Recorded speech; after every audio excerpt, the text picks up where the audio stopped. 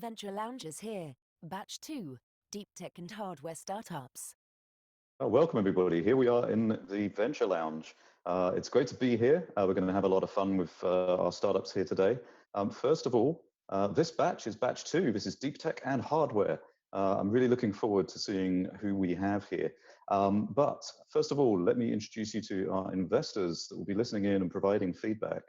We have Emily Meads, Deep Tech Analyst at Speed Invest in Germany. We have Jürgen Sarkisian, partner and co-founder at Granitus Ventures in UK and Armenia. We have Mitch Karsten, investment analyst at SET Ventures from the Netherlands. We have Pontus Strauman, partner at Voima Ventures in Finland. We have Michael Björnlund, managing partner at Emerging Tech Fund as part of Rockstart from the Netherlands. And we have Benjamin Joff, partner at SOSV in France. So let's explain how this works. Each startup's going to get 5 minutes to pitch their startup to our investors. Then we're going to turn over the floor to the investors to give 5 minutes of feedback and let them know how they feel about their pitches. And then we'll have a nice little extra question for just one of the investors per round. So that's how it's all going to work. How about we get into it and get started? So first up, we are going to be joined by Sunroof Technology from Poland. They are an international startup manufacturing solar roofs, but I will hand over to Sunroof Technology to start their pitch, and I'm going to start my timer. Sunroof, are you there? Thank you very much, and happy to make this pitch for you. So Sunroof is becoming an international virtual power plant based on every building integrated solar roof that we sell. So first of all, our roofs are a product where we actually replace traditional tiles with a tile that is both the roof and, sorry, could you please start once again?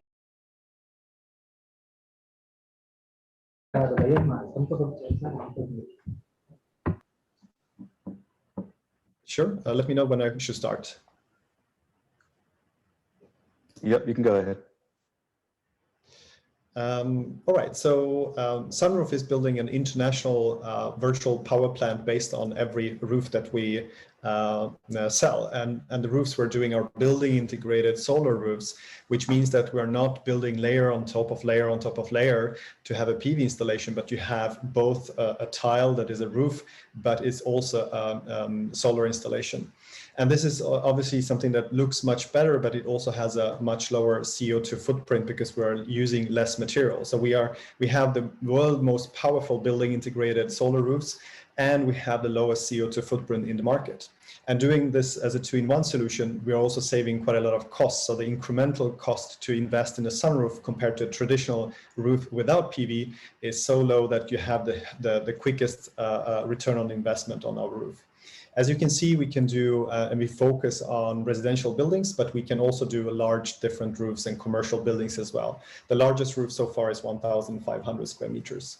We started in Sweden, and since 2020, we started to scale internationally. We have established ourselves in Poland and Germany. We have our first sales in Switzerland, Italy, and Spain, and we are entering also into United States. The team of co-founders is a very strong team. We have multiple very rapidly growing companies that we have built. And together, the companies we have built and done exits from are valued to 20 billion euros today.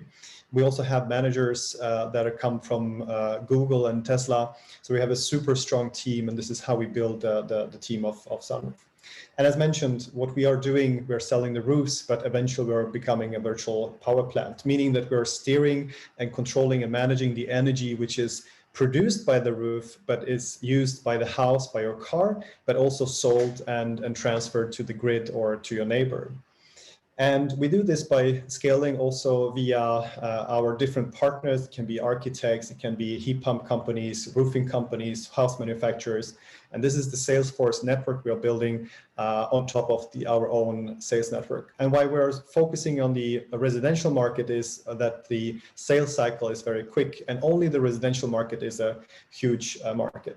So our first pillar and the revenue driver we have is selling roofs, and this is how we are making the first kind of revenue stream, but that's only the entry point to the customer, where we are building a peer-to-peer energy roaming and kind of digitalizing the energy and making a monthly recurring revenue from that. On top of this, we're working on improving the tiles, new colors, and different other services, and eventually want to not offer a roof or a virtual power plant. We want to offer a sustainable life and living, which is environmental friendly and economical. And why now? I mean, there's a lot of different mega trends, so adoption of electrical vehicles, climate changes, rapidly growing prices for electricity. All of this is making our offering something that you basically cannot live without.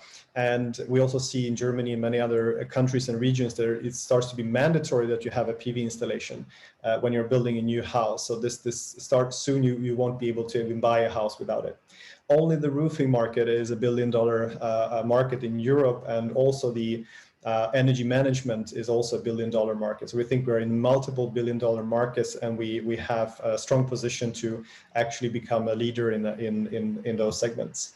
The traction we had so far is from 2019, we almost had 900,000 euros in revenue. In 2020, we sold roofs for slightly over 3 million euro, and we are right now selling roofs for 500,000 a week. So we have a good trajectory to actually reach 30 million euro in revenue for this year. And we just closed a 5 million euro late seed round, and we're soon preparing a 20 million euro Series A round by end of the year. So I hope you enjoyed this very quick presentation of Sunroof, and I'm very happy to answer all of your questions. Excellent. Thank you so much, Lech, and thanks you for keeping it on time. So, investors, tell me, what are your thoughts, your feedback for Lech? Maybe we could go to Emily first. Yeah, sure. Thanks so much for the pitch. I guess maybe just one question for you before feedback. So am I correct in understanding that you're purely targeting houses or roofs that are not yet been built?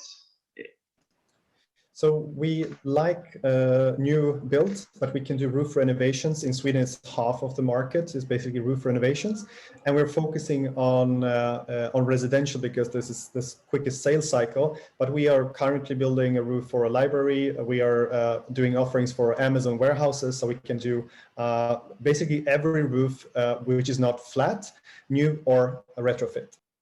Okay, that makes sense. Then I guess from our perspective, typically the things we would want to dig into more or know about would be really some numbers that show us why it's better to work with you guys in terms of like the efficiency and also the cost of deployment. You mentioned that because there's less material, it has the lowest CO2 emission, but also you said that it can be better in terms of unit economics. So I would like to see how that works out on the number side of things. And then the other thing I would like to hear more about was I really liked your vision of sort of the larger scale powerhouse side of things. But I think there's quite a lot of complex infrastructure to manage, both on like the local management of energy in a single house, for example, or residence, and managing that on the grid scale. So I'd be curious to see how you will prioritize which sectors you work with and whether you go first on the local or the grids and what the infrastructure underneath that is. But awesome. Super exciting. Thank you. Thank you, Emily. Ben, please give us your thoughts. You're currently muted. Yeah, there you go. Yeah, no, great pitch. I really like it. It's so my question is somewhat related to what Emily was saying. Like, what are you using currently in terms of energy storage solutions? So we're using lithium-ion batteries. We're partnering up with EV vehicle producers. And the reason is why it's not only to promote EV vehicles when you have an overproduction, because the sunroof can produce more energy than the house needs for electrical appliances and heating and cooling. But that's also because we want to tap in within 1 to 2 years to start to create our own second life batteries, meaning that we want to take those old EV lithium-ion batteries and refurbish them into a home storage unit, because this will be a very big problem within a few years, and we want to kind of tap into that market as well. Yeah, so I'm asking that question because one of the problems with lithium ion is the number of cycles they can do, and also the loss in performance. So there are some technologies being explored to like revive lithium ion batteries, but I'm not sure how mature they are. I'm also asking the question, it's kind of a little bit self-serving, because we happen to have in our portfolio one energy storage company that actually works with solar type of installers. They use a different technology called a vanadium redox flow battery, which is a lot safer for residential use, but it tends to be bulkier, so it's not used in, and also the response is not the same as what you need for vehicles. But that might be an alternative. So a company based in Germany called Volt Storage, that might be interesting to connect with.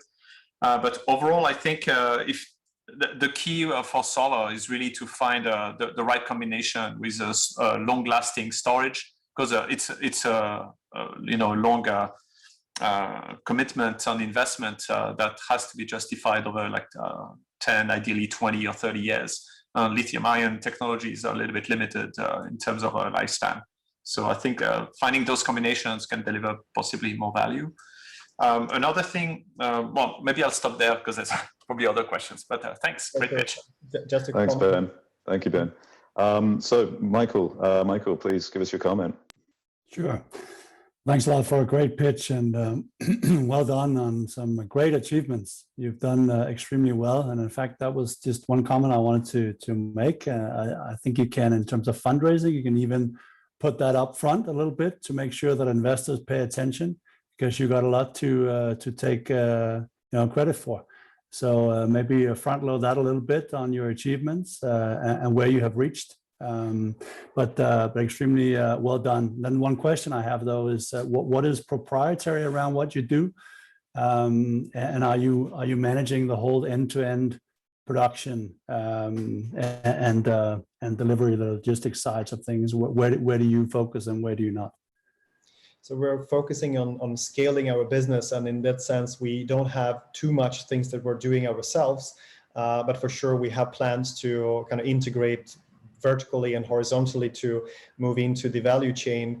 We have some plans to make the new tiles potentially ourselves, but I think where we will have most development is basically we see ourselves long term as a hardware enabled software company, so there will be a lot of software coming. We have acquired a company. We're also seeing how we can accelerate the whole virtual power plant and energy management system. But today we are doing our controlling unit, and the way we're doing is that we try to keep all the things that has to be installed at the premise at the customer is very simple, and just connect them and move everything to the cloud so we can control as much as we can there. So the controlling unit and the roofs, this is what we do, but we'll for sure extend there. And thank you for your comment as well. All right, we're almost ready to get to the next startup, but I want to go to Mitch and ask Mitch, what is the one thing that Sunroof can do next that'll give them the most impact? Wow. Yeah, I think in general, the most impact today is go for the biggest problem, and I think you're right there with Sunroof. I mean, we have loads of roofs still not covered in solar panels, so. In that sense, I'd say Sunroof goes for the biggest problem today. Excellent, thank you, Mitch, and thank you, Sunroof. We're going to get straight on to our next startup, which is Just Air. Just Air from Russia. They are improving air quality by lowering CO2 and producing O2. Before you start talking Just Air, please just check that your intro is over, and then we'll be able to see you on the screen and see your pitch. So as soon as that appears, you can go ahead and get started, and I can start my timer. So please welcome Just Air. We will tell when.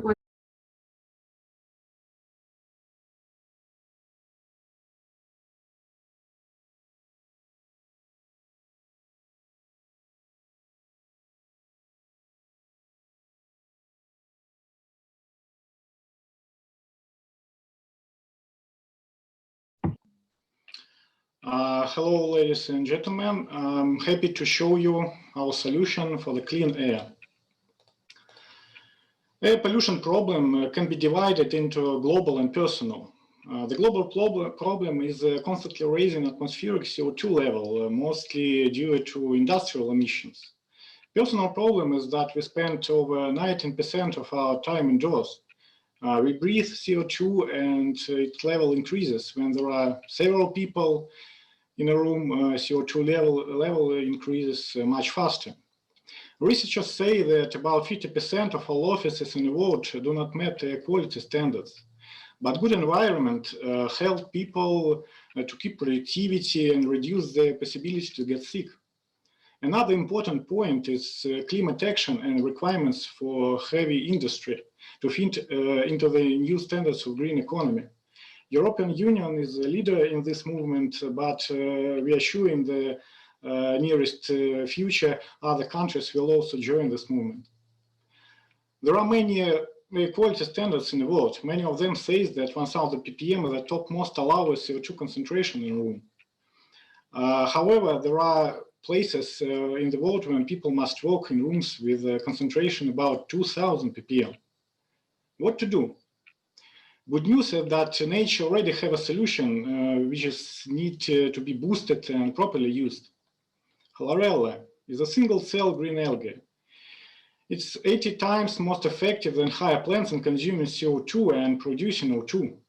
Chlorella is studied more than 50 years, mostly as a component of a closed life support system for space. We spent time to study chlorella, and now we are working on registration of our own chlorella strain.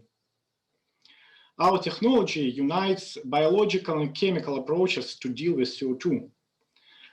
This allows us not only absorb CO2, but also utilize it using the most efficient photobioreactor for our own design and produce O2 and biomass as a sub-product. There are many applications possible. First of all, we are talking about industrial use. This is about the systems that can capture CO2 and utilize it. Second application is air quality devices for buildings. For consumer market, we have a daily use appliance concept. And our long-term dream is a closed life support system for space.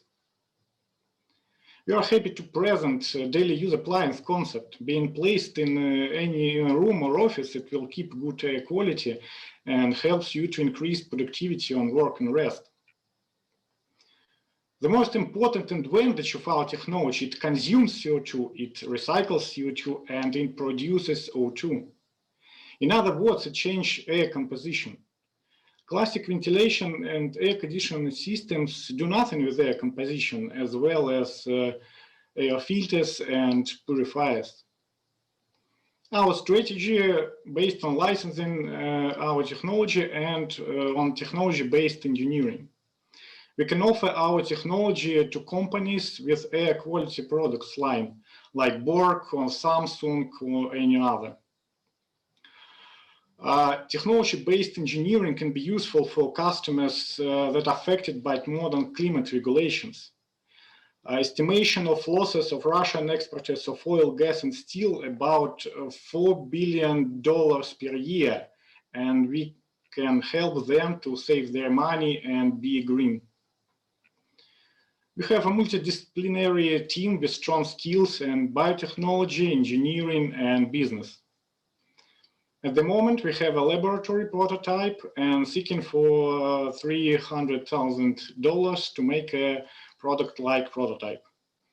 Thank you for your attention. Excellent, thank you so much. That was great. So let's get straight into the comments from our investors. Maybe Ben, could you step in on this one? Yeah, so it's really interesting. So recently we've been looking a lot at climate tech investments, and air quality is part of that, and CO2 removal is part of that. So I would say my question is, what have you developed currently? I understand you have some kind of prototype system that already is working. We have a laboratory prototype that is working in our lab. Okay. so we can make an experiment. Okay.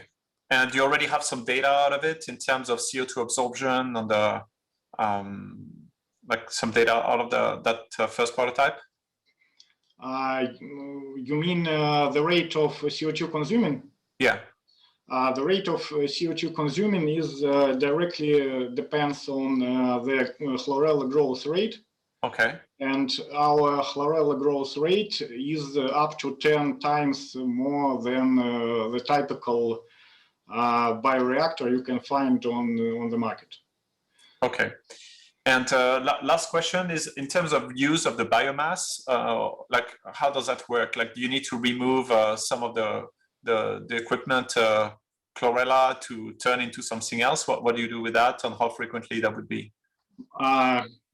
Biomass is not a waste. Biomass is a product, so you can use it to produce biofuel, nutrient products for pharma use or something. If to talk about daily use appliance concept, we have an idea of swappable cartridge that will store produced biomass, and so you can sell this cartridge back, and you can get a new empty cartridge and give your current cartridge back, and so this biomass can be used and somewhere. And if we're talking about building level, so there will be a very big container for biomass. So it's we can talk that it will be a large container, so it will be easy to use it. Okay. Excellent. Okay. All right. I know we've got other investors that want to chip in. So Michael, what do you have as a comment for Just Air? Yeah, thanks a lot for the pitch. Just a quick question on what do you see as a good combination of investors for you? What is the right characteristic for good investors for you for the next several years? I think that it is someone who understands that scientific-based technologies, probably with experience in biotechnology and some connections in biotechnology and adaptation of such products in the world, the market. Excellent, thank you. Mitch, I know you want to say something. Yes, thank you for the pitch, Vlad. And I think great timing with regards to the solution. I think we will see increasing attention for indoor air quality, and also as a result, solutions in the market for HVAC optimization. And my question is mainly around that. Do you envision Just Air to compete with HVAC, or is it really complementary? We do not want to compete. We want to offer this as the next level of HVAC systems, next generation of HVAC systems. There is no reason to compete with Samsung, Mitsubishi, or other leaders in this. So we just want to offer them a technology that can make their current products with a new quality, new value. All right, thank you. Thank you. I'm going to give the last word this time to Yervan, because we haven't heard from you, Yervan. So what is the one most impactful thing that Just Air can do next to move themselves forward? Yeah, thank you. So yeah, I think in terms of the model you mentioned about space and closed loop life system, it's really fascinating to understand how it would work in space. So if you can have either them or just show how it can work, especially in those large buildings and in consumer products as well. If that can become a closed loop kind of system where you don't really need to swap all these cartridges and change them all the time. I don't know if that's possible, but that would have been like amazing product. Excellent. Thank you, Ivan. And very much thank you to Vlad just there. We're going to move on to the next startup because we've got to keep this moving. So next up is Laava Tech from Estonia. It's the AI-powered future of indoor farming. So we're going to get Laava Tech up in just a few seconds' time. And when you see yourself come up on the screen, Laava Tech, you can go ahead and start your pitch, and I can go ahead and start my timer. I'm intrigued to find out a lot more about this particular solution.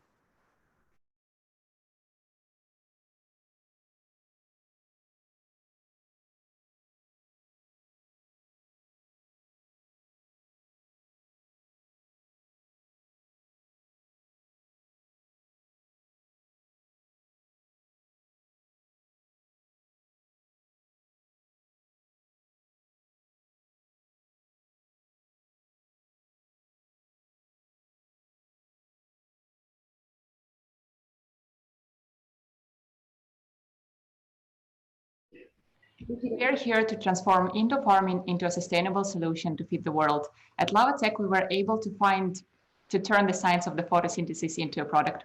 My name is Tatiana, and I'm the CEO and co-founder of Laava Tech. In the next couple of decades, we will need 70% more food to feed the population of our planet, and outdoor farming simply can't give that to us because it's facing problems of land and air pollution, shortage of land, and logistical issues. Indoor farming, though, is expected to provide up to 40% of the global food production in the next several years. But only a small percentage of the indoor farms are profitable these days, mostly because they spend up to 60% of their revenues on artificial lighting. Cutting energy consumption is the key enabler for making indoor farming profitable and sustainable. And at Laava Tech, we have the answer. We are an entirely new grow light and data management solution capable of adjusting the light emitted by each LED lamp of a farm to match the exact needs of each plant. We give the perfect light recipe on a very specific stage of the growth of the plant and the vegetation process. And we also adjust it to the ecosystem parameters of the indoor farm. Our software will be very soon compatible with any LED system on the market, and that's our biggest differentiation from our competitors. We are the only ones on the market who can save energy consumption from LED light systems. And what it makes us really unique is that we can play with the dark and light phases of the photosynthetic process, and that's exactly why we can save so much energy. We can use it for literally anything that has photosynthetic process, including actually seaweed. What it gives to us is that we can decrease energy consumption by up to 75% from the LED light systems, and on average our increase in yield is around 20%, and it gives a minimum percent of 13.5% in OPEX for our customers. In here you can see that we helped one of our clients to grow microgreens 3 and almost 4 times cheaper than the competitor systems. We are entering market through the vertical farming segment because it's growing at a 30% year on year, and it still needs to solve its biggest problem, energy consumption, to become profitable, and that's exactly where we come in. We operate on a subscription business model. We charge per square meter, and we provide access to the hardware, software, and our database. With a monthly payment, our customers start saving money from the first months they're using our system. Actually, at the moment, we have more than 50K MRR. We have LOI signed of 1.8 million, and that's why we are starting to work with Arrow, who will be helping us on the hardware part for now. And we also just received 2.5 million equity-free grant from the European Union to make our system compatible with our other systems on the market. It was a very long process, but they believe that we have the technical capacity to do it and the team to do it. We have a very clear plan of where we want to go. We also recently closed our seed round, also 2.5 million, and Sony and co-founder and former CTO of Tesla are also on board with us. We have quite a strong team. This is just the main team members. We have very strong business team with a lot of knowledge in marketing, business development, and sales. And our engineering team is extraordinary, from chemical to engineering and electrical engineering to biology, and obviously knowledge in machine learning and optimization. Our advisory and our board includes JB Strobel, Eric Betancourt, and really amazing people who give us as much support as they can. We've been recognized all over the world by now, and it really helps us to move forward, and it helped us to build a very strong round. And we also been working with several universities, including Technion, Israel Institute of Technology, and Tallinn University of Technology. And basically right now we are working to make our system more scalable, and then meantime to supply all our LOIs hopefully by the end of this year. Thank you so much, and I would be very happy to talk with you afterwards if you would be interested to join at any point to make indoor farming profitable and sustainable. Thank you. Thank you, Tatiana. Thank you so much. So, have not heard yet from Pontus. So Pontus, what can you say about Laava? Thank you, an interesting pitch. Is your technology suitable to any indoor farming solution, or are you sort of concentrating on microgreens at the moment? No, so it's suitable for anything that has photosynthetic process in it. So we have a camera integrated into the system at the moment. And in the future, we will be using just fluorescent sensors, not to be that attached to the hardware part. And based on that, we can track what type of light plant is consuming at that specific second. And basically system calculates it from there. So we don't care what plant it is or on what stage of the growth it is. Before we had to do a pre-research every time, but now we don't need to do that anymore. So you can actually switch the technology to any plant immediately, or do you need to train your algorithms per plant? Or?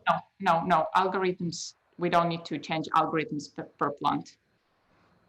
Sounds interesting. Good pitch, thank you. Thank you. Thank you, Pontus. Emily, what have you got to say?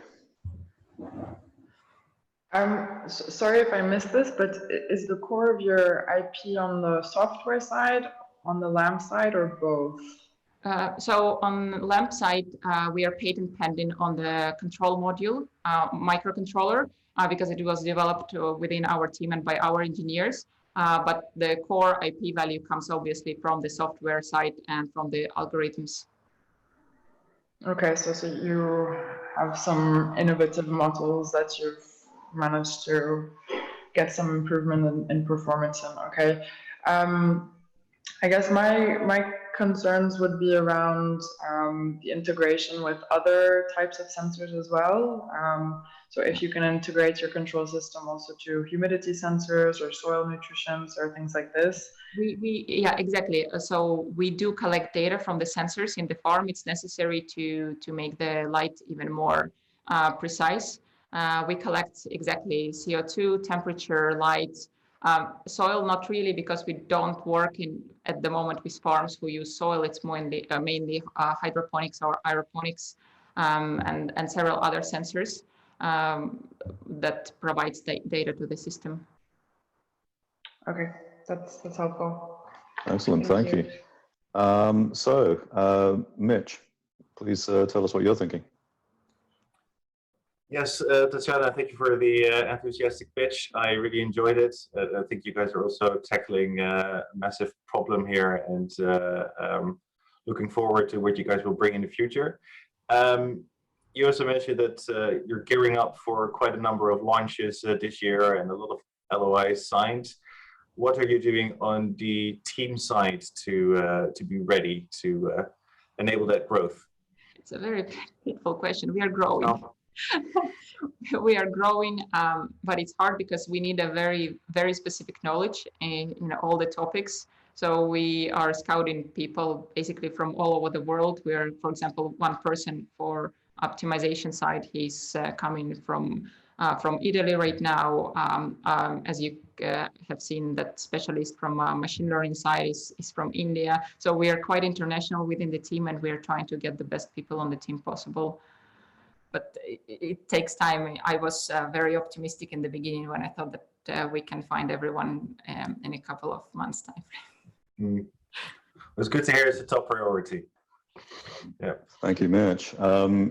Jurgen, I'm going to ask you to give a comment and also to let us know what is the most impactful thing that Laava can do next. Yeah, I think the comment and the next impactful thing would be in the same equation. To me, the solution, if you can explain it a little bit more, maybe for people who don't know about photosynthesis and don't really understand that much, that would be that's a question and a comment. So that's kind of and also, like, if you really have unique solution there, I would really put it up as your competitive advantage. Yeah, it's totally unique, and I can go into very deep explanation of technology. But the problem. But just don't do that right now, Tatiana, because we're out of time. You can contact me. I'm very passionate. I can talk about it for at very least for half an hour if it's a short pitch. I will explain it to you in a very easy way. Yeah, but as an impact, most impactful thing, I think, at least to me, if you can put it short explanation for dummies, that would be really useful. Sure. Yeah. Thank you so much. All right, excellent. Okay, so we are going to, thank you very much, Tatiana. We're going to get on to our next startup. This time they're coming to us from Hungary. Their name is bedrock.farm. Locally grown, nourishing greens all year round is the promise. And as before, Bedrock, if you could just wait for your introduction to finish, and then you'll see yourself on the screen. And when you see yourself on the screen, you can go ahead and get started, and I can go ahead and start my timer.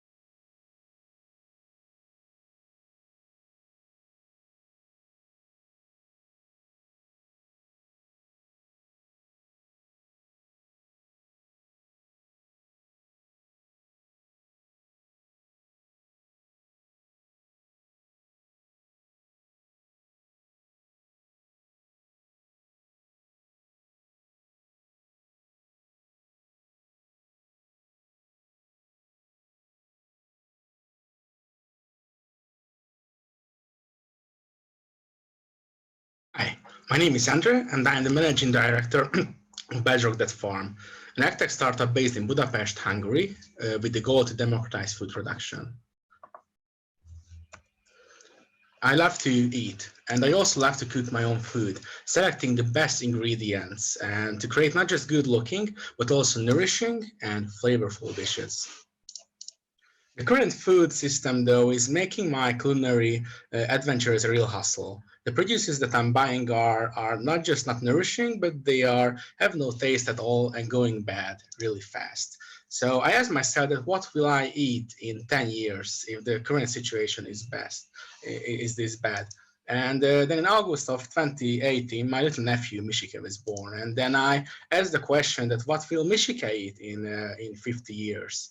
So that was my turning point to extend my adventures, not just in a culinary term, but to the devotion to make food nourishing, safe, and available, not just for me, but for the future generations ahead. So funding bedrock.farm to make this impact, not just scalable, but also profitable.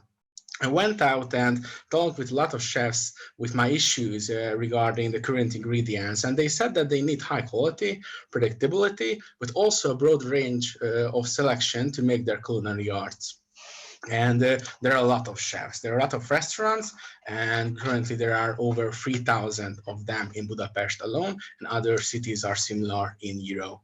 The current solutions are not able to provide the necessary predictability, as traditional farmers are vulnerable to the weather.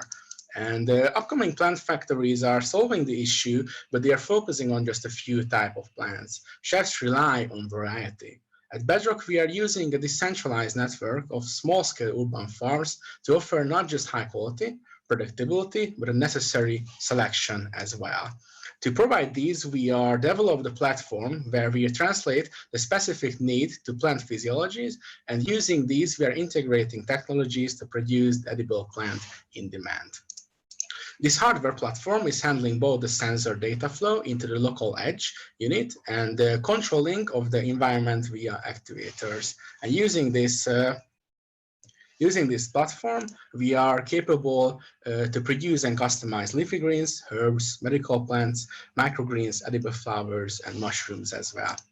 To validate our production methodologies and also the technological part, we are sharing our system's edible plant output to local horecas. In this case, we are offering, we got recurring customers above 20, and this includes the biggest Hungarian specialty store called Culinaris, the biggest gourmet restaurant supplier called France Gourmet, and also the restaurants and the bars at Four Seasons. Providing these nutritious plants for them, we are growing in 20% net in monthly recurring revenue since last November. Our team believes that sales cures all, and that's our main competence next to our combined 20 plus years in biology. Our board, our investors, and our mentors are all serial entrepreneurs too, giving us a great base. In our seed round, we are looking to 1.9 million euros to secure the Hungarian market at our first step, open up stores and production facilities in the CE region, and then as our data accumulation accelerates, to also license this growth data to other indoor farms. Thank you very much for your attention. I was Andrea from bedrock.farm, and let's make our food nourishing again. Excellent, thank you, Andrea. So let's go to our investors. So let's start out with Emily. Thank you for that. Very nice storytelling behind your pitch as well, which I think is nice to see. My question would be around what stage are you at now in terms of your device and the scale at which you're producing whatever greens you've chosen to focus on first, and what does that progress look like in the next few years? Yeah, thank you for that question. We are currently looking into leafy greens, microgreens, and herbs. And the technology, these environmental technologies, we are mostly focusing on the nutrition part, but also integrating the lighting and also the sensors for the air quality as well. These are prepared, so in the next round, these are prepared for scalability. So that's our main thing, but they are working prototypes. We got around 5 million rows of data and we are currently selecting around 12 to 13 data points throughout our prototype system in Budapest, Hungary. And the next parts will be to integrate more of the necessary sensory parts, and also to develop the control part further, and making the recipe-based plant production not just a manual way, but also to automatize it using as a control. Great, but so the technology itself, the control system and the software are right now at a prototype stage, and you will first work on they are working prototypes, but we are validating them because they are the ones who are providing the needed greens, and thus far they are working really well, and we are sold so we are currently have demand for two times for our current capacity. So really looking into expanding our production capacity, and with expanding our production capacity, we will be able to get more data with our system, and thus really accelerating this development. And one more quick comment would be, I mean, I don't have numbers to back this up, but I have a feeling that maybe for only targeting sort of chefs and restaurants might be a little bit of a tricky market to focus on initially, and especially because your product can be applicable in so many different sectors and industry, it might be interesting to think about your position relative to those other industries and customers as well. That's great. That's great. That's all. Excellent. Thank you, Thank you Emily. very much. Pontus, what have you got to say about bedrock.farm? Yeah, it sounds interesting. I would have perhaps wanted a bit more detailed description on the impact that you've made so far. You said you've seen 20% growth in MRR, but I mean 20% can be anything. So can you a bit more put into euros or dollars, you know, the traction that you have? Yes, so it's hard because our current investors we are under NDA, and I'm not able to show any sales data between years. So we will need to wait to next year to share that information. But we are in an early stage, so we are currently at the focus to reach EBIT profitability, and we will reach that in around June or late June or early July. So we are really looking into unit economics, and that's our key goal right now, and to reach the EBIT profitability. So with this current growth, we will be able to do that by the early July. That sounds good. Also, in the pitch, you mentioned that you offer a wide variety of products to restaurants, but then I think you kind of had a fairly narrow description of what you're capable of providing thus far. So is the plan that you will be able to expand the produces that your technology provides, or is that kind of like limited to this gourmet quality, like leaves and greens, or how do you see that in the future? Yes, so our main, because I do think that we are in a niche in agriculture, because we won't produce like wheat or corn, because that's kind of like crazy, because they are the massive scale that they are producing are great, but for these type of plants like leafy greens, herbs, and anything that can be greatly increased in yield if you go indoors with that, or even from outside to a greenhouse, we will be able to grow it. Currently, we are producing 31 different varieties. So these are individual families of plants, and we are having lots, around 40 to 50 different plant types as well. So we're really looking at this broad range, and this enables us to collect data from a huge area, and really accelerating the data that needed to be able to grow these ones remotely. All right, thanks. Thank you, Pontus. Ben, I'm going to ask you to comment, but also to answer that question of what's the one thing that will be most impactful that Bedrock can do next. Yeah, so I have some familiarity with indoor farming, because we've looked at different systems, and also know one a similar company based in New York that's servicing high-end restaurants. I think to me, like the challenge is a bit around scaling because it's a very local operation. And the question is, can you have locally enough of a critical mass? So you said in the city you're operating in, there's enough restaurants. But then if you want to go to other cities or other countries, it's difficult to figure that out. So the other opportunity is to identify probably some of the higher value crops that you could work with. So the farm I know in New York, they do like the most high-end, expensive herbs type with like some very rare things. I don't know how scalable that is. The challenge, I think, is that like what would you identify as the key IP in what you're doing? Yes, so to answer the first part, what we are doing is we got the distributional partners in Hungary who are also in partnerships with distributors around Europe. So currently we got in talks with a wholesaler in Poland, and you as you go into a market with a distributor, then you are more accepted to the local ones because the distributors carries you into that market. So. Yeah. Don't really need to open up a store, open up a facility there, by expanding capex on the things that you are not really sure of. But our partners and these distributors are really able to grab Hungarian producers and really export it or import it to the markets, and thus carrying us into these markets, which enables us to scale into the markets that are really acceptable to our products and to our capacities.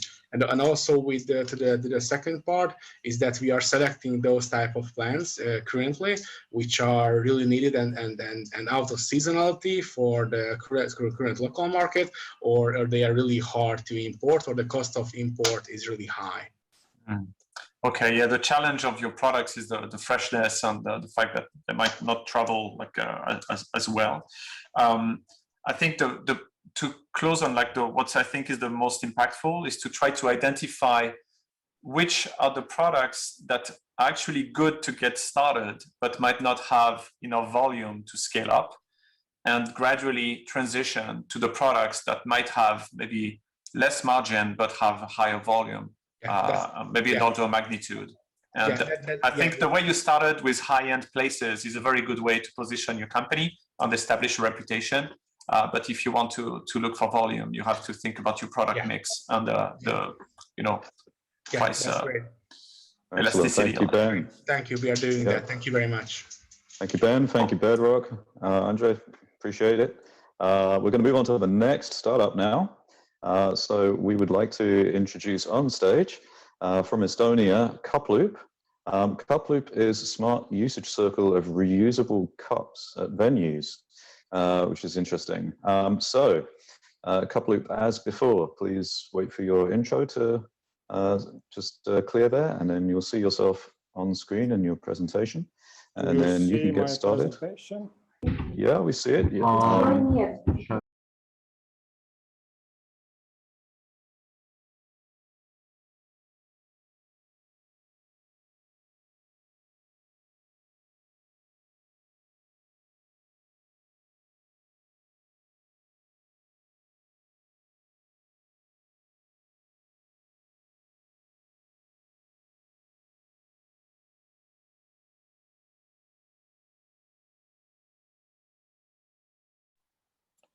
Hi everyone, my name is Marek. I'm the co-founder and CEO at the company CUPLOOP. As you know, whole world struggle how to reduce single-use packages waste, and the best alternative seems to be reusable packaging, as already McDonald's, Nestle, Burger King, they all testing reusable packages. All current reusable as a service providers struggle with reusable packages manual collecting and deposit refund in cash or through complex apps. CUPLOOP help companies by automating reusable packages collecting and deposit refund process. Our smart module makes reusable packages collecting and deposit refund really easy. And our SaaS provides full overview of packages movement through the whole circle via RFID technology. Our return process is patented, and we provide unique refund directly to consumer NFC bank cards or via Apple Pay, Google Pay, etc. From a consumer point of view, the process will be as simple as using single-use packages. You just buy a food or drink, you pay deposit from the reusable container or cup, you consume it, you drop it on our machine and get a deposit instantly refunded. RFID technology allows you to return actually multiple packages instantly. Our business model has two parts. Our main income is so-called fee per scan, where we charge our clients each time when they scan packages after washing process again to our cloud. And the second part is selling the machines. But our aim is to keep machines price as low as possible to expand quickly. We provide, our clients actually are service providers who offer reusable packaging as a service for their clients, for restaurants, for the venues, for shopping malls, coffee shops, and so on. Our time frame is here.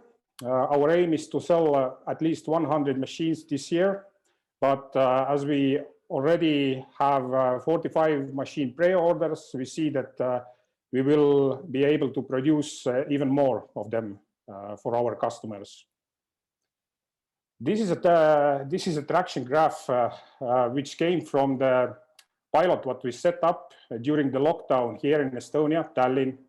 And it started with one machine at the April. And those graphs already showing that return rates are growing each week. We're going to ship to our Estonian customer next 5 machines inside next weeks.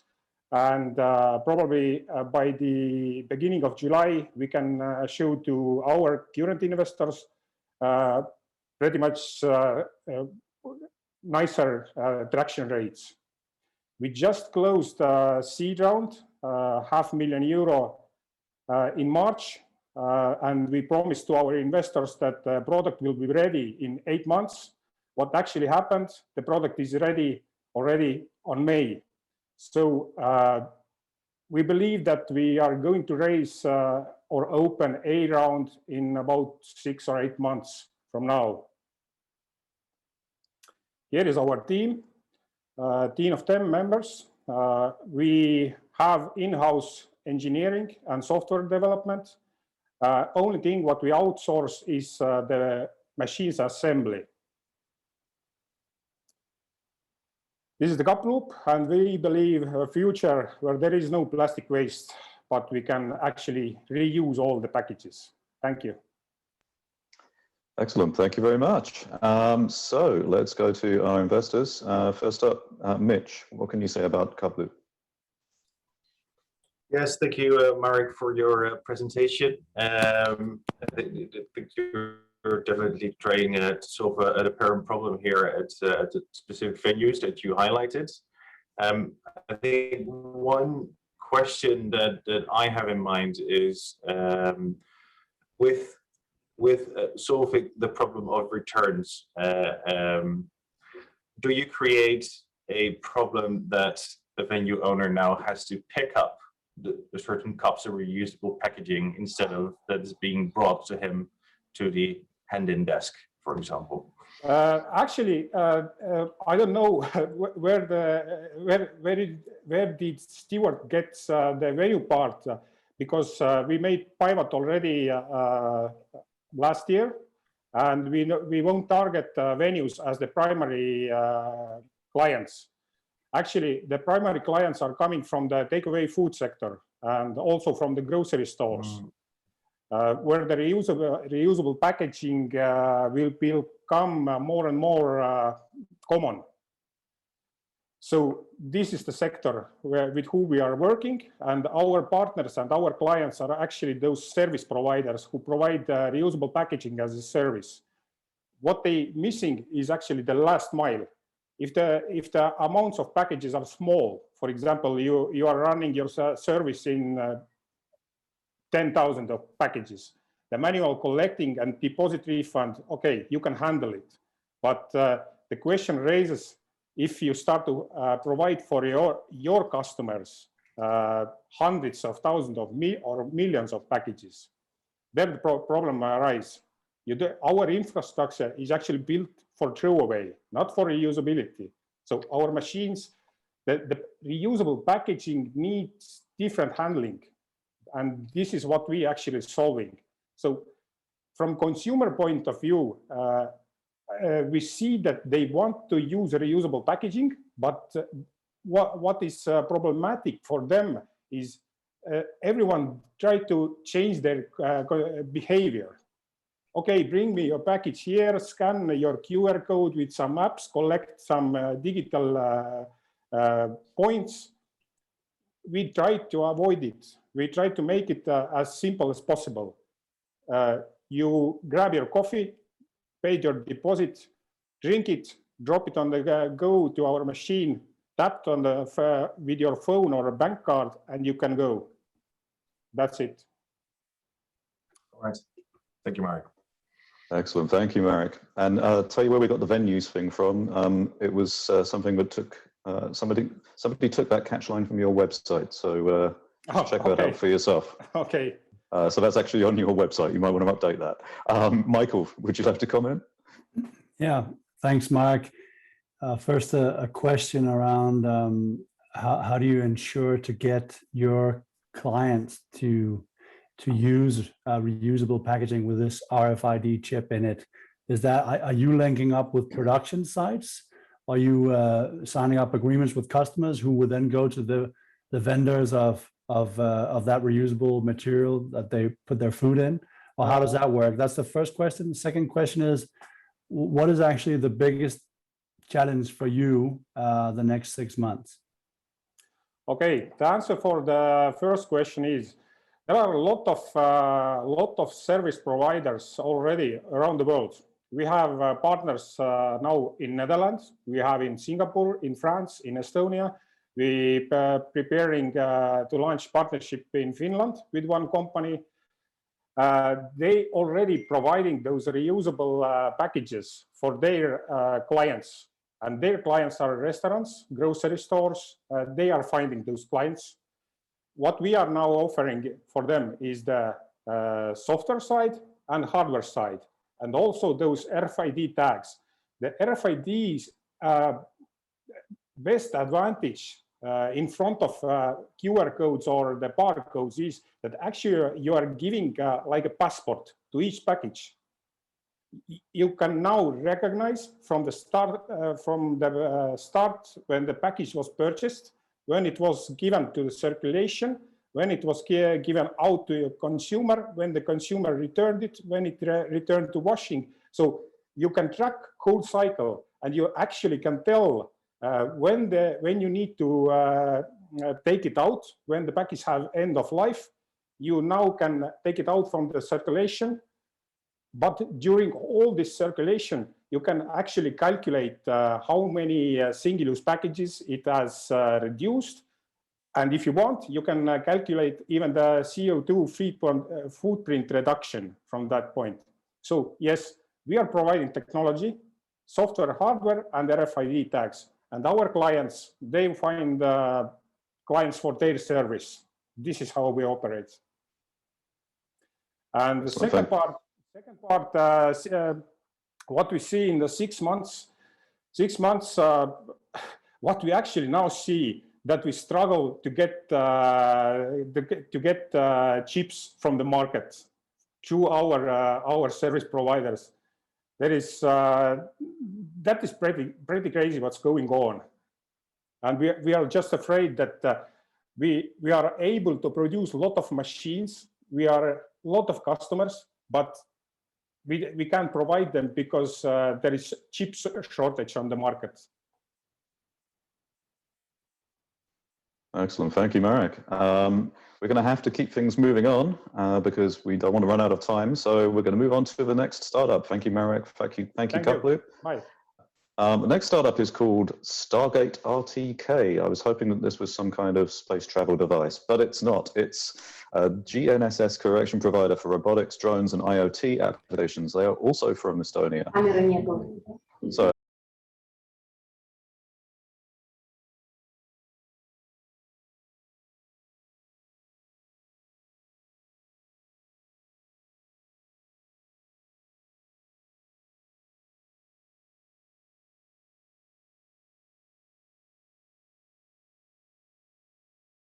Hi everyone. I believe that I'm here for a reason today. GNSS industry has changed. Let's look at the hardware. This is a professional GNSS receiver. It was built by my team a few years ago. New receivers basically do the same thing, but they're 20 times smaller, 20 times lighter, and 20 times cheaper. The industry has changed, but it's not the main reason why I'm here. Maybe I'm here because GNSS users have changed. Traditionally, land surveyors bought our expensive receivers, but now main market applications for centimeter level positioning accuracy are drones, delivery robots, agriculture robots as well, and also IoT-enabled autonomous lawn mowers. Yes, the industry has changed, but it's not the main reason why I'm here. I'm here because despite all these new trends, GNSS ground infrastructure remains the same. Let me explain. For centimeter level positioning accuracy, you need satellites, a receiver, but also access to correction services. And this technology called RTK has been around for more than 10 years, but its implementation is not designed to serve large fleets of connected devices. Governments invested tons of taxpayers' money and deployed local correction services. Look at this Spanish example. There are many local free RTK networks, but if I would like my robots to work all around Spain, I'll have to connect to this network separately, manually create hundreds of accounts for my robots, ask my engineers to work on compatibility. And then in the next country, I'll have to do this again. We saw that and created Stargate, a platform that aggregates and unifies all existing correction services. And here are the usage scenarios. Let's go to Madrid and take a look at the company that operates e-scooters. They need correction services to track each device precisely and stop it if you decide to use an e-scooter on the highway. They need MQTT protocol to be able to connect hundreds of accounts effortlessly. Now let's go to Brussels outskirts. There is a company that operates agricultural robots. They need correction services for navigation assistance because each robot has to follow a certain trajectory on the field. They also would like to have an API to integrate Stargate in their own offers. In all of these cases, we do the same thing. We study the case and provide a customer with dedicated connection credentials. And that's all. We're 10 years in this industry. We know what to do. We tested this technology with delivery robot companies, medical robot companies, GNSS module manufacturers. All the bright places you see on the map are the places where Stargate is available right now. And this market is promising. It's going to triple over the next 10 years from 20 to 60 billion euros. At this stage, we focus on Europe with 0.5 billion euro SAM. Also, the importance of correction services will grow over the time, driven by robotics, drones, and IoT applications. These are the markets that will benefit the most from Stargate, and this is where we focus. There is competition in the field which I can divide into two groups. Big companies like Topcon, Trimble, Hexagon, they can provide similar services, but they won't be able to compete on pricing because they have to run and maintain their own infrastructure. The other group is PPP providers like Subcorda. They aren't that attractive at the moment because of compatibility issues, and they're also pricey.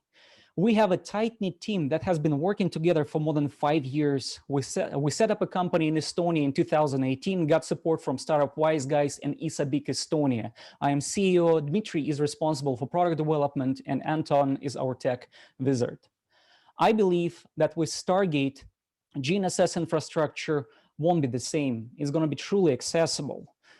And this year we're going to raise money, but right now we figure out how to connect multiple networks to our platform and integrate many different countries into coverage. We are finished the first version of the product and working on our first sales, which will be in June, May this year. And if you guys have our potential customers in your portfolio, please do me a favor, make an introduction. I really appreciate that. Thank you very much. I'm Simon, introducing Stargate. Thank you, Simon. So let's, for first comments, let's go to Pontus. Thanks for a real energizing pitch. Now, the other investors in this call are, of course, super smart, but most investors like me, we're not actually that kind of into all of this. So when you use these abbreviations like GNSS and NTPC or whatever you did, I didn't follow. Now the other ones probably did, but can you really like try and bring into a nutshell what you actually do? We aggregate correction providers all over Europe, United States, Russia, everywhere, and help companies from robotic, drone, IoT application domains to position their devices with centimeter level accuracy. And how is it done at the moment? Because I'm sure that people are doing it at the moment. So how do you differ from how that problem is currently? There are freely available services like that, but companies have to get signed up for the services from country to country. We aggregate everything and provide easy access to all of these services in one place, interoperability, and basically services tailored for these new applications. Our competitors, similar services, but higher prices, for example, if that makes sense. So how many euros or dollars would that be, like per scooter or something? Right now, we are focused on robotics, and we try to keep yearly price subscription under 500 euros per device per year, which is below 50 euros per device per month. So per scooter, your e-scooters are still coming. So, and the business model for them will be surely different because they need thousands, tens of thousands devices. But e-scooters, we have negotiations. The market is not that ready. So they are looking to this technology, but the module that they have to install is a little bit too expensive for them at the moment. Okay, but I love the energy of the pitch and all of that. But it's for me, since I'm not, you know, in the smart range of these investors, that it went a bit past me. So I've got a bit difficulty in really understanding if it is an actual problem and how much, but love the energy. Yeah, well, we usually try to keep it simple, or just coming from space conference where all these abbreviations make sense. So, but I'll keep that in mind for the next one. Thanks. Thank you both. Michael, I know you want to say something. Yeah, thank you. And I'm in the same group as Pontus. So thanks for helping clarify a few things. But my question was actually related to what you just commented on at the end here about the, you know, understanding a bit the willingness to pay from the customer side. Now you mentioned a little bit about what they should be paying for, you know, the use case. But I was just wondering, could you perhaps share what would that first pilot customer or first customer that you're expecting to close in June, without saying names and all that, what can you just describe a little bit of the structure of such a deal and the type of customer? It's a German company that's doing mapping of parking spots, so precise mapping, like 3D maps, and they need to position these maps while they're doing them. So they're gonna need the Stargate in Spain and in Italy. The other one that we're talking for already like half a year, so they still a little bit reluctant. German company that builds agricultural robots. So I expect they're going to be more difficult to close. Okay, and the guys with the parking spaces, would you expect them to be paying something to the tune of what your business model projections dictate? Is that a real paying customer or is it a pilot? I offered them 40 euros for a month as a first customer. They said it's a feasible price. So let's think about 3 months in Spain and around the same around the same range in Italy. Thank you. All right, excellent. Simon, thank you so much. Great pitch, like everyone said. Appreciate it. We're going to move on to last but not least startup. So also coming from Estonia, lots of Estonians today. One of my favorite places in the world, so I'm happy about that. We would like to welcome Gelatex. Gelatex Technologies is a materials technology startup specializing in innovating nanofibrous materials. So Gelatex, as before, please wait for your countdown and then give us your pitch. Thank you so much.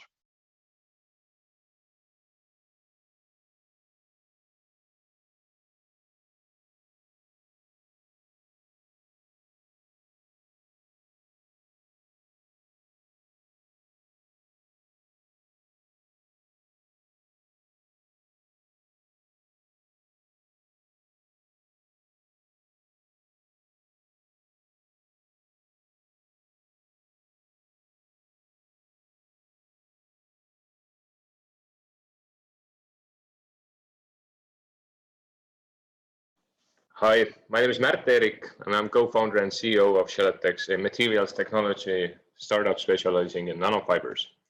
And our market that we're tackling is one of the biggest markets in the world, a food market, and to be more precise, meat industry.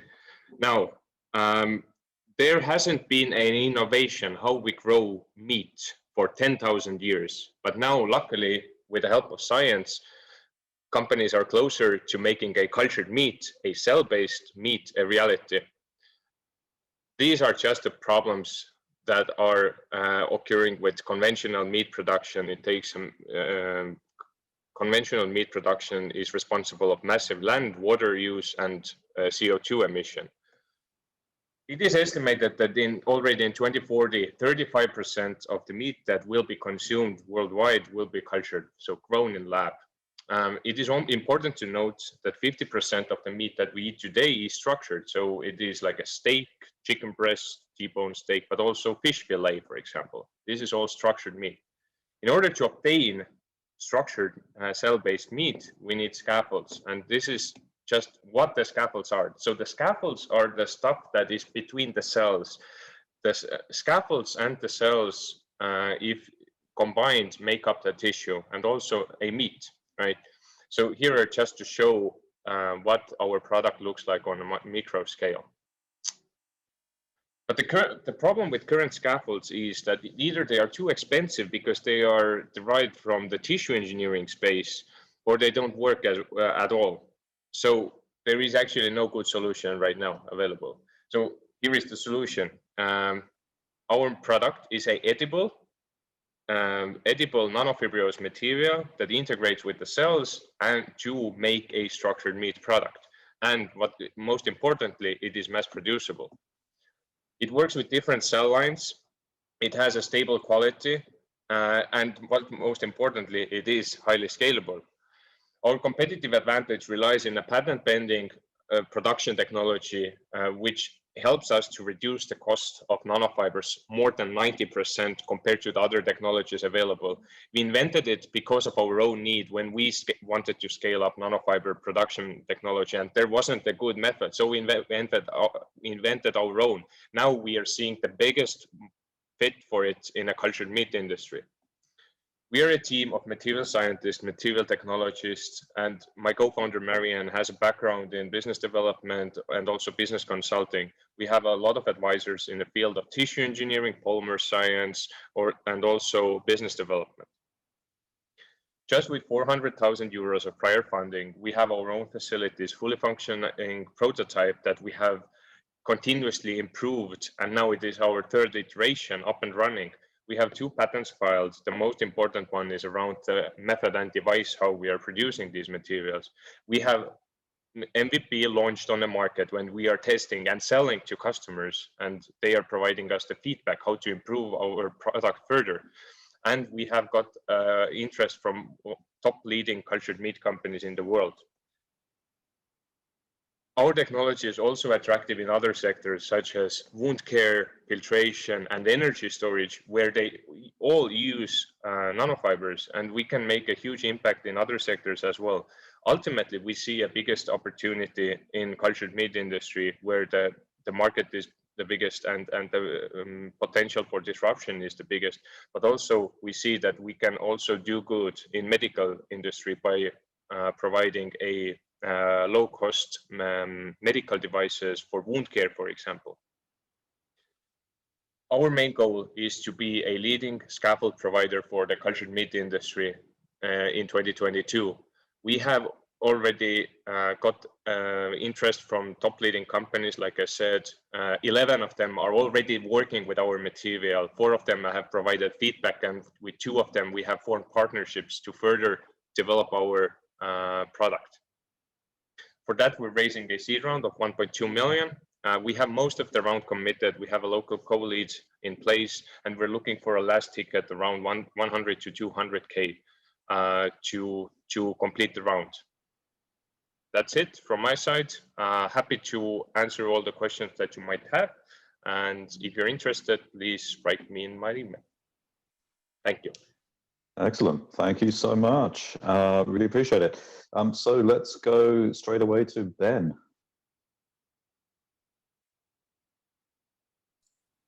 Yes, yeah, very interesting. Especially like one of our accelerator programs is IndieBio, and has been a pioneer investor in many of those cultured cell culture companies, including Memphis Meat, Finless Foods. So you might be in touch with some of those guys. So my question is that, so I can see how you can be like a picks and shovels provider for this type of cellular agriculture companies, but I'm curious whether there would be applications also in the plant-based industry, plant-based food, that also is looking at creating more structured food. Yeah, thank you for the question. So actually the aim of the scaffold is to help the cells form the right structure. So without the scaffold, the cells are just, you know, a mush of cells, and it's completely structureless, right? Unstructured stuff. So the scaffold's aim is to do just that. Actually, in just plant-based alternatives such as Beyond or Impossible, it's not that beneficial, I would say. It's too high tech for that market, I would say. Yeah. Okay. Yeah, and okay. Yeah. Well, I just see that yeah, there's demand. I know our companies are looking at you know, structuring what they produce, be it beef, chicken, and some also doing like cell cultured fish or seafood, or other types of seafood or cheese, and all sorts of things. So that's interesting. I see you're looking at raising already over €1 million. Is that it? Yes, yeah. That's it. This is our first prize round. So far we have mainly relied on grants, competitions, you know, equity-free money. We also attended the Techstars Business Accelerator, so we got a convertible there. But yeah, this is our first prize round. We see that we are ready. We are now ready to start running faster.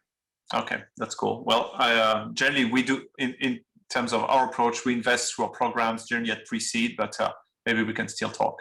Yeah, it's. Right. I would say it's negotiable if it's a seed or pre-seed. It's like we call it the first prize round. So. Yeah. Okay. Cool. Congrats. Good stuff. Excellent. Thank you, Jürgen. I know you want to say something here. Yeah. Thank you. Very good presentation. Yeah, and you explained it really well. I have a question regarding the eatable part of it. If it's nanotechnologies, is there? I understand it can be eatable, but are there any concerns from the point of view of regulatory approvals, and also from consumer adoption? Because like cultured meat already has kind of its own challenges, but it's cell-based, so arguably it's natural. In your case, you're using some structures. So what is your thinking there? Yes, great question. Definitely. So the nano in, let's say, in cosmetics, in some applications is really like let's say, terrifying word, right? But in case of, we need to think that actually nanofibers and nanoparticles are completely different things. So the nanofibers have a diameter, let's say a few hundred nanometers, but they're actually quite long. So they can be up to 10 centimeters long, right?